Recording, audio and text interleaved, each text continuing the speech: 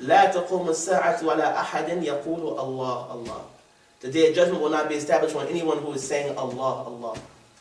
And the ulama have different interpretations of that. That maybe he's saying Allah Allah, like fear Allah. Like you see people doing sins and he's enjoining right and he's forbidding evil. So he's saying Allah Allah.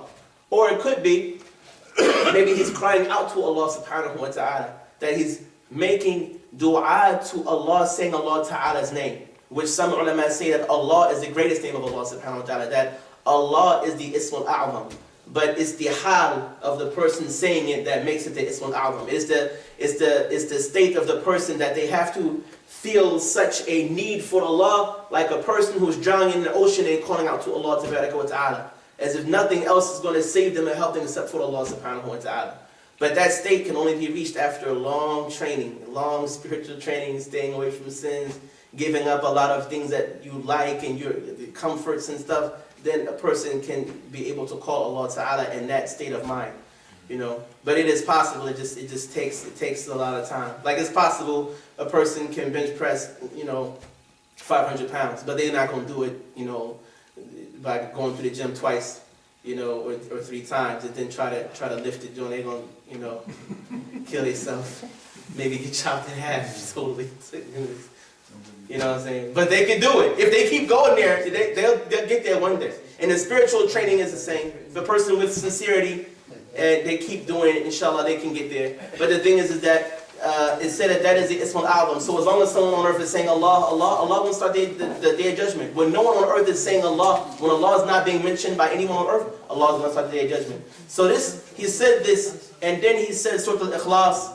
And there's many more virtues of the Basmala, of course. But the Surah Al-Ikhlas, when Allah Tabarak wa Ta'ala is saying, Bismillah ar-Rahman ar-Rahim, قُلْ هُوَ اللَّهُ أَحَدٌ اللَّهُ الصَّمَدُ لَمْ يَلِدْ وَلَمْ يُولَدْ وَلَمْ يَكُنْ لَهُ كُفُوًا أَحَدٌ.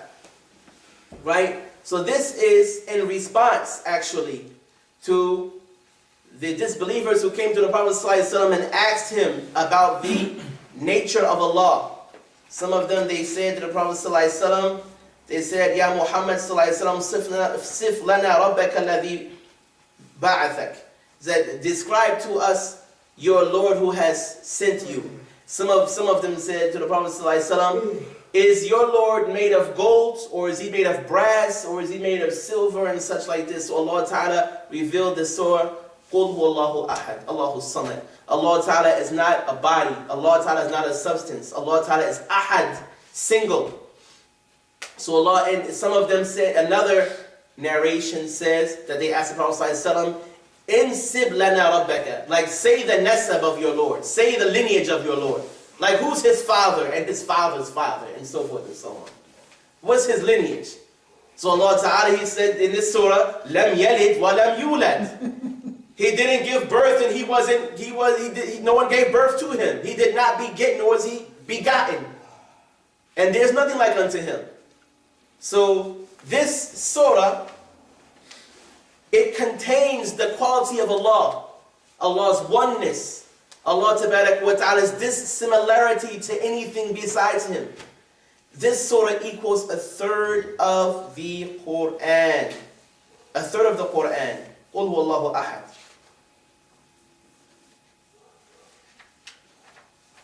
So I wanted to read here what some of our ulama said, inshallah, about this surah. And the Shaykh will quote here, one of the great ulama of Islam, Al-Qadi Abu Bakr ibn al-Tayyib al-Baqillani, rahimahullah, who died 403 years after the Hijrah, who was a great alim, a great imam of the Sunnah. He was a great Ash'ari scholar who had many debates with atheists, many debates with deviants, and he defended the Sunni Ash'ari creed.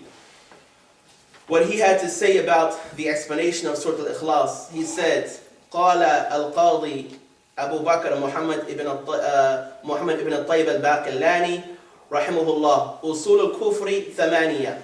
He said, the foundations of disbelief are 8.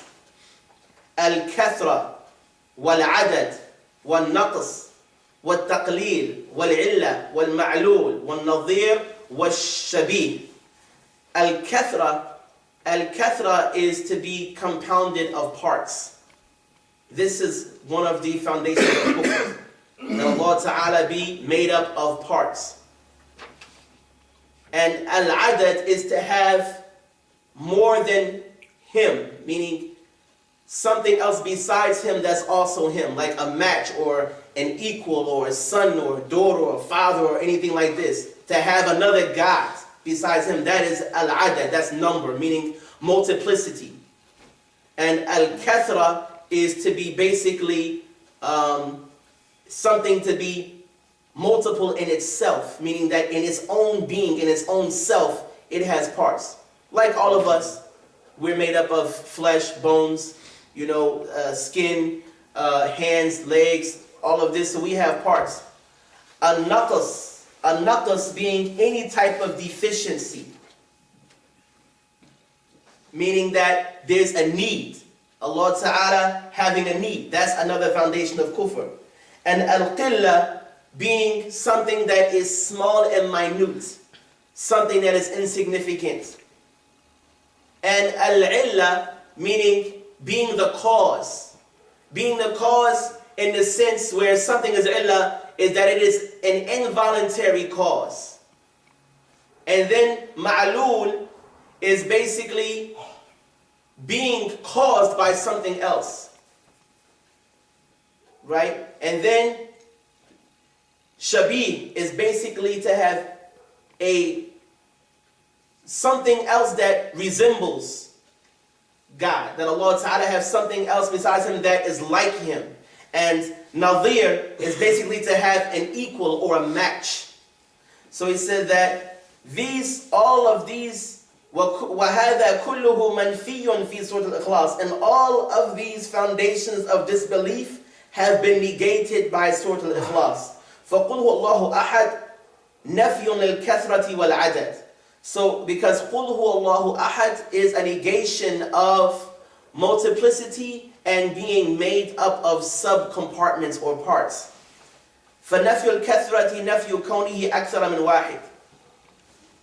So the negation of al-kathra is the negation of Allah Ta'ala being more than one in himself. The essence of Allah Ta'ala accepting division. Like a person may say one, but one might be divisible into subparts. Half, third, a quarter. A person can take one pie and cut one pie up into many parts. Take one pizza and cut a pizza up into so many parts. But when we say Allah Ta'ala is one, we don't mean a one that is divisible, but one that is an indivisible one. So this is a negation of al-kathra. This means it's a negation of Allah Ta'ala in himself being more than one. إِذْ لَيْسَ فِي الْوُجُودِ إِلَّا الْوَاحِدِ لِأَنَّهُ وَاحِدٌ فِي ذَاتِهِ وَوَاحِدٌ فِي صِفَاتِهِ وَوَاحِدٌ فِي أَفْعَالِهِ. Because Allah Subhanahu wa Ta'ala in his existence is only one. Allah Ta'ala is one in himself, he's one in his qualities and one in his actions.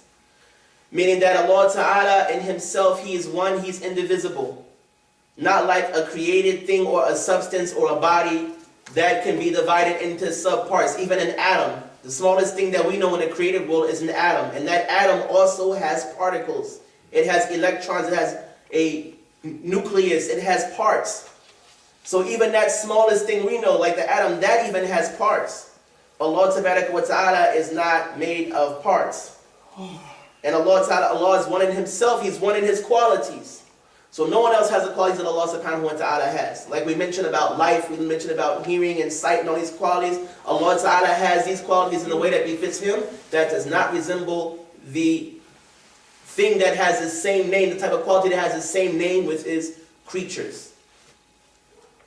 And Allah Ta'ala is one in his actions. That means that only Allah Ta'ala has the ability to make anything happen. Only Allah Ta'ala is doing everything. But people are held accountable for the choices that they make and the things that they intend to do.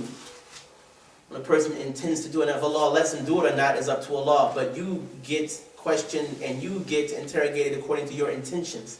Which is why the person that intended to kill another Muslim, when they're both fighting, the Prophet said that the killer and the one murdered are both in the hellfire. Asked the Prophet how the person that got killed is in the hellfire. He said he was trying to kill the other person. When he died, that was his intention.